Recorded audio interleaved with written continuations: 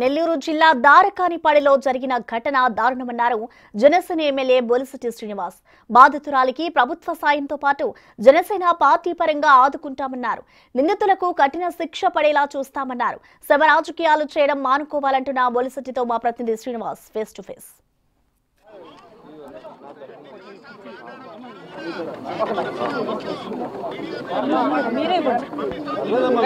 నెల్లూరు జిల్లా గుడ్లూరు మండలం దారకానిపాడులో జరిగిన దారుణ సంఘటనలో బాధిత కుటుంబాన్ని పరామర్శించేందుకు తాడేపల్లి ఎమ్మెల్యే మరియు ప్రభుత్వ చీఫ్ విప్ బొలిశెట్టి శ్రీనివాసరావు గారు వచ్చున్నారు. వారిని అడిగి తెలుసుకుందాం. సార్, ఈ ఘటనలో జరిగినటువంటి అన్యాయం బాధితురాలకు ఏదైతే జరిగిందో అది మీరు పరామర్శించడం, 5 లక్షల రూపాయలు ఎక్స్గ్రేషియా ఇవ్వడం కూడా జరిగింది. దీంట్లో మీరు ఏం గమనించారు సార్ ఈ ఘటనలో? ఒక దుర్మార్గమైన చర్య, ఒక కిరాతకమైన చర్య, మానవ సమాజంలో జరగకూడనటువంటి ఇన్సిడెంట్ జరిగింది. అది ఇలాంటిది నా ఇంత వయసులో నేను ఎప్పుడు చూడలేదు. సినిమాలో చూసాం కానీ ఇలాంటి దుర్ఘటన ఇంకెక్కడ జరగకూడదు అనేది మా ఉద్దేశం. ఎవరికి అన్యాయం జరగకూడదు. ఈ ఉమ్మడి కూటమి ప్రభుత్వం అందరూ కూడా వెళ్ళి ఈరోజు పవన్ కళ్యాణ్ గారు కానీ చంద్రబాబు గారు కానీ అక్కడ జరిగిన ఇన్సిడెంట్ తెలుసుకుని నివేదిక ఇమ్మన్నారు. వాళ్ళు జరిగి సహాయం చేయమని చెప్పారు.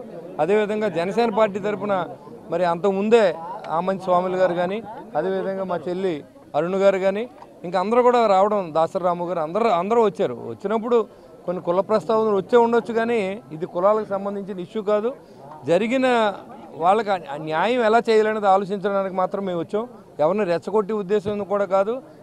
ఈ కుటుంబానికి పూర్తి బాధ్యత మేము చేస్తామని కూడా మీకు తెలియజేస్తాం. అయితే సార్, ఇక్కడ ఈ ఘటన సందర్భంగా జరిగినది ఒకటైతే వాళ్ళు స్నేహితులు పక్కపక్కన కలిసి ఉండేవాళ్ళు, కానీ దీన్ని కుల రాజకీయం చేయాలని గందరగోళం చేసేటువంటి పరిస్థితులు ఇవన్నీ క్రియేట్ అవుతూ ఉన్నాయి. కానీ ఇక్కడ ఉన్న పరిస్థితికి అక్కడ వాళ్ళు చేస్తున్న దానికి తేడాను మీరేమైనా గమనించారు? డెఫినెట్గా మేమైతే అలాంటివి చెయ్యం. శవరాజకీయాలు చేయవలసిన అవసరం లేదు. రాష్ట్రం బాగుపడాలనే ఉద్దేశంతో కూటమిగా ఏర్పడ్డాం. కూటమి ప్రభుత్వం బాగా పనిచేయాలి. ఇలాంటి హింసాయుత సంఘటన జరగకూడదు అనేది మా ఉద్దేశం. దానికి చంద్రబాబు గారు కానీ మన కళ్యాణ్ గారు కానీ ఎగ్నెస్ట్ టోటల్గా. ఇక్కడ ఇలాంటి ఇన్సిడెంట్ జరిగితే కులాలకి ఆపాదిస్తే మనం ఏం చేయలేము దానికి. కాబట్టి ఆ కుటుంబాన్ని పూర్తిగా ప్రభుత్వం తరఫున ఆదుకుంటాం. అందుకే నారాయణ గారు కానీ నేను కానీ అదేవిధంగా మరి హోంమంత్రి గారు కానీ రావడం జరిగింది. ఎంత దూరం అయినప్పుడు కూడా ఈరోజు వెళ్ళమని చెప్పారు. దాని మించి ఇంకా మాట్లాడడానికి కూడా ఏం లేదు. ఆ కుటుంబాన్ని ఎలా ఆదుకోవాలనేది ఆలోచిద్దాం మనందరూ కలిసి. అంతేగాని మనందరూ ఎలా కొట్టుకోవాలనే దానికి ఇక్కడ మనం మాట్లాడుకునే ఉపయోగం లేదు. అయితే దీనికి సంబంధించి ఇప్పటికే కాపు నాయకులు అనేక మంది వచ్చి కూడా మేము మా కాపు సంఘం తరపున కూడా సాయం చేస్తాం. ఇది అయితే వాళ్ళ కుటుంబానికి జరగాల్సినటువంటి లా ప్రకారం ఏదైతే న్యాయం జరగాలో, ఎవరైతే ఆ ఘటనకు పాల్పడ్డారో వాళ్ళకి కఠిన శిక్షలు ఉండాలని కూడా చెప్తూ ఉన్నారు. దీనిపైన మీరు ఎటువంటి? డెఫినెట్గా ఇప్పుడు హోమ్ మినిస్టర్ గారే మీకు చెప్పారు. నేను చెప్పిన దానికంటే హోం మంత్రిగా ఆవిడ చెప్పారు. డెఫినెట్గా ఎవరైతే ఉన్నారో అందరినీ కూడా శిక్షిస్తాం, వాళ్ళందరినీ అరెస్ట్ చేస్తాం, జైల్లోంచి కూడా బయట రాకుండా చూసి బాధ్యత తీసుకుంటామని చెప్పారు. ఇంకా నేను చెప్పడం కంటే హోంమంత్రి గారు చెప్పారు కాబట్టి దాన్ని కన్సిడర్ చేయవలసిందో కోరుతా ఉన్నాను నేను. ప్లీజ్.